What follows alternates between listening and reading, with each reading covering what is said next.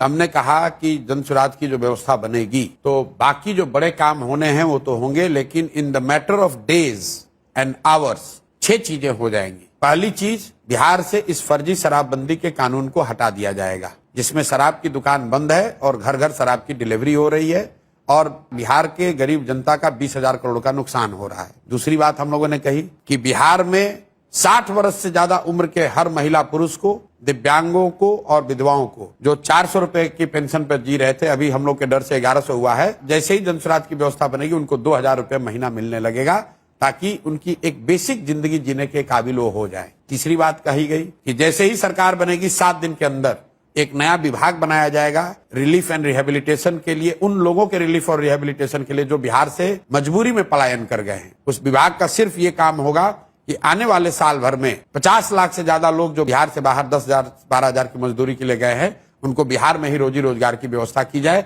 उनको बाहर न जाना पड़े। चौथा काम ये किया जाएगा, जिस गांव में भी सरकारी विद्यालय की हालत खराब है वहां गरीब लोगों को ये सुविधा दे दी जाएगी कि जब तक सरकारी विद्यालय आपका नहीं सुधरता है, आप अपने बच्चे को अपने इलाके के प्राइवेट स्कूल में भेजिए, उसका फीस सरकार भरेगी। पांचवा चीज ये किया जाएगा कि जो लोग भी खेती कर रहे हैं, जो लोग भी खाने वाली खेती से कमाने वाली खेती में मूव करेंगे, मतलब जो धान गेहूं ज्वार बाजरे की खेती को छोड़कर कैश क्रॉप की खेती में जाएंगे, उनको मनरेगा के तहत मजदूर मुफ्त कर दिए जाएंगे। और छठवीं और अंतिम बात, जितने भी लोग यहाँ पर रोजी रोजगार करना चाहते हैं, जो महिलाएं हैं, युवा हैं, उसको हम लोग भीख नहीं देना चाहते हैं। उसको ये कहते हैं कि आप कर्ज लीजिए,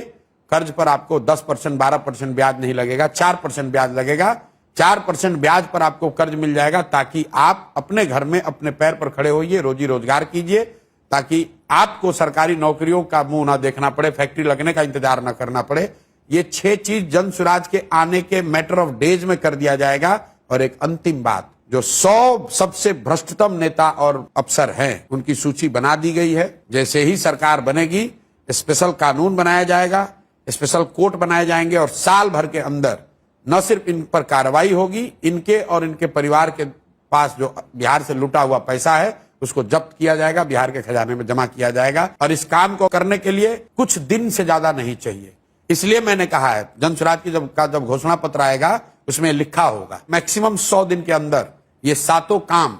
नहीं हम लोगों ने कंप्लीट किया तो 100 दिन के बाद इस सरकार को इस्तीफा दे देना होगा। आप जो ये घोषणा पत्र का पहला घोषणा होगा। मैं आपके चैनल पे पहली बार कह रहा हूं,